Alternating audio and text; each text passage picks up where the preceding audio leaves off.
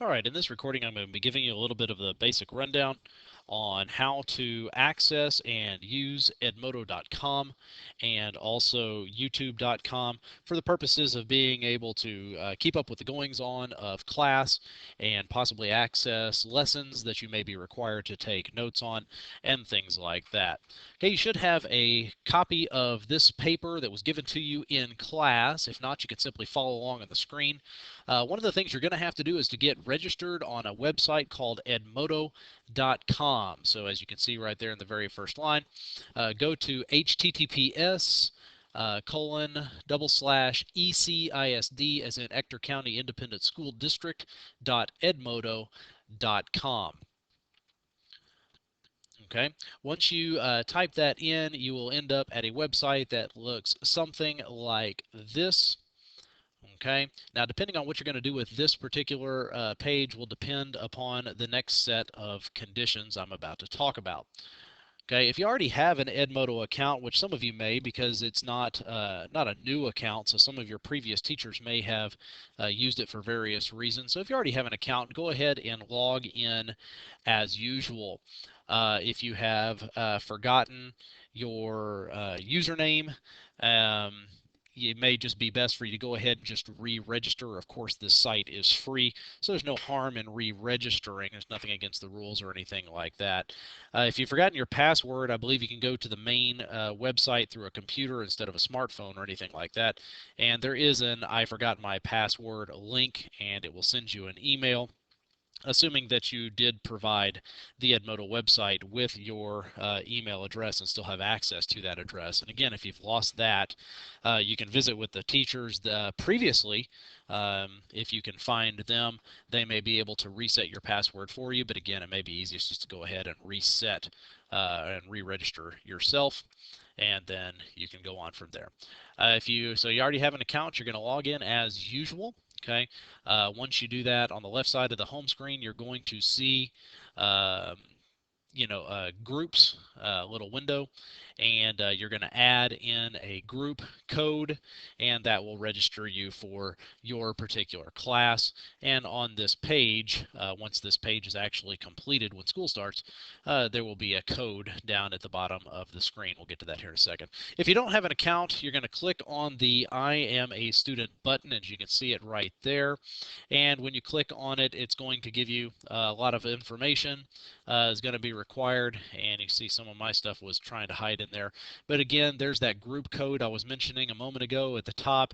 You can generate any username and password that you want to. This is your personal information, so I would suggest doing a username and a password that you're familiar with, maybe something that you do as kind of a default username and password on your personal accounts when you sign up for something.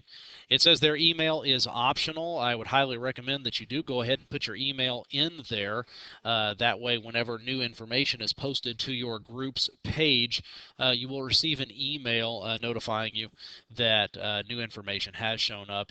And again, it does function in the retrieval of your username and password and stuff like that. So if you do not mind, put your email in there. First and last name, you are required to use your real legal first and last names in those two blanks, the same as the school district has for you.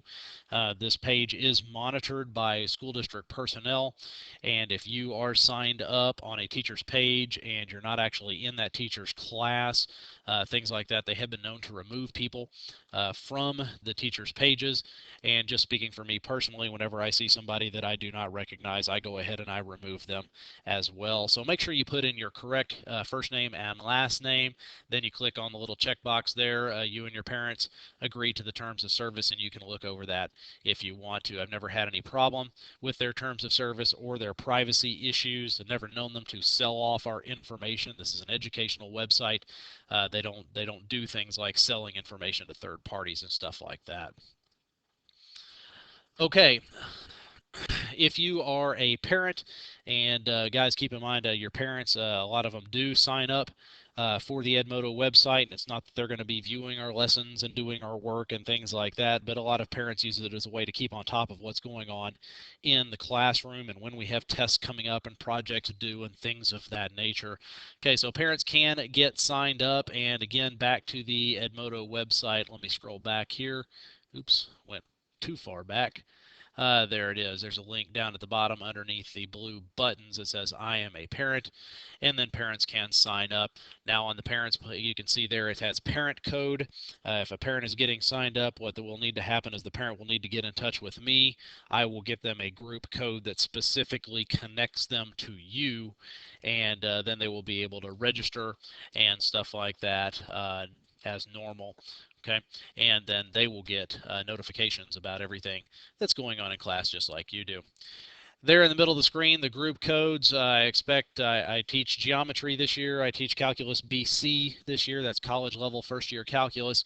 And then it's possible we may have an algebra 2 class that is kind of monitoring some algebra 2 lessons that I've written as well. Okay, I don't have the group codes for those yet, but by the time school starts, you will get a page that actually has these codes on them. Okay, so enough of that. Basically what will happen there, let me show you the page. See if I can go back. And again, it jumped all the way back to Google for some reason. Okay, when I sign in with my information, mine's going to look slightly different than yours, but not a whole lot. When you get to your page, you will see over on the side of the screen, you have an area that says groups, and any classes that you have signed up on EdModo for, your groups will appear there. So let's say I'm looking at my geometry class, or you're looking at your geometry class. You'll select your class name out of the list, and it will bring up a page. And you can see this is somewhat similar to the idea of Facebook in the sense it kind of looks like the wall.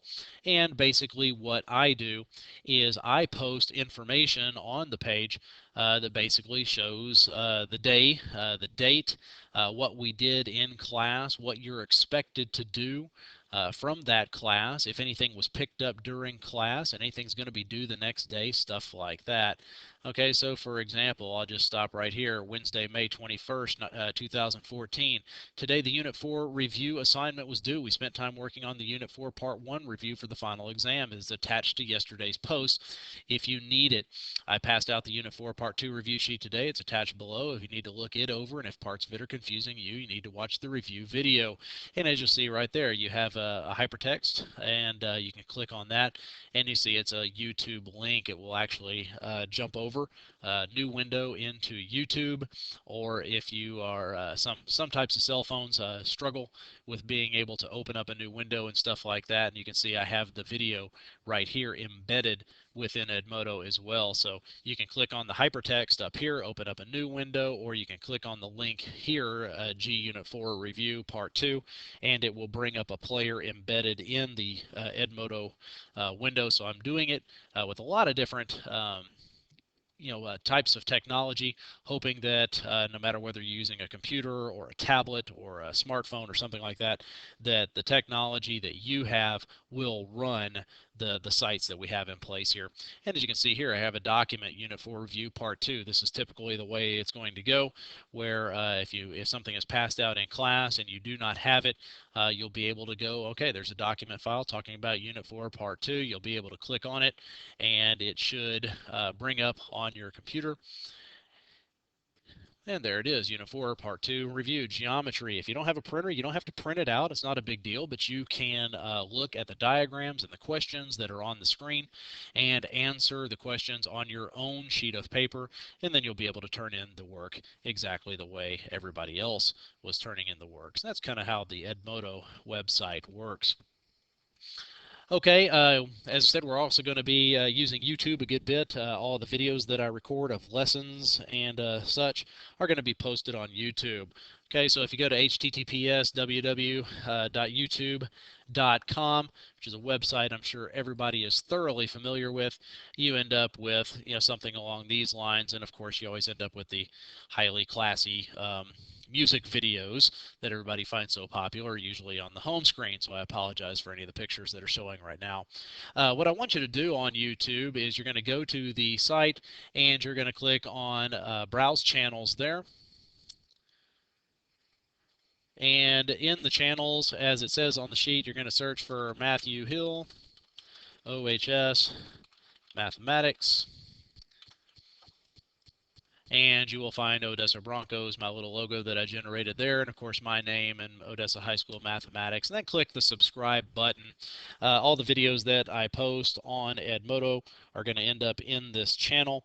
So the easiest thing to do is just simply to go to EdModo, and then you can click over. But if for some reason your EdModo is malfunctioning, you will be able to go to YouTube and go to your channel, and you should be able to track down the video that you need for that night, and all will be well. Okay, at the bottom of the page there had some basics of the daily EdModo YouTube procedure. Every day a description of the day's activities, materials, expectations, and upcoming important dates will be posted to the message board on edmodo.com. All students, especially those who are absent, should check the message board on EdModo daily.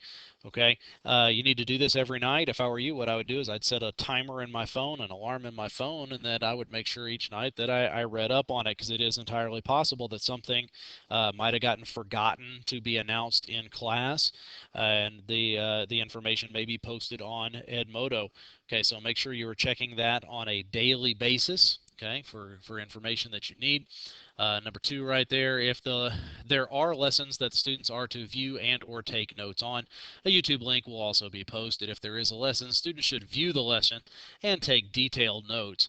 These notes will be checked for a grade at the beginning of the next class, and that pertains particularly to flipped classrooms or special situations for traditional classrooms, and we will talk further about what a flipped classroom is another time.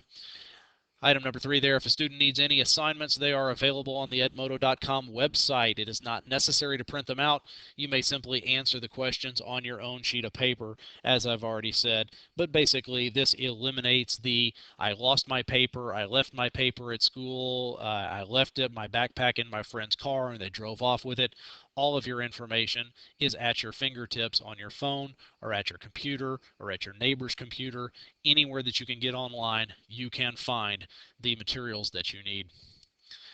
And lastly, on this page, number 4, if the student has any questions regarding the material, students should come in during tutorial times before the next class to prevent falling behind.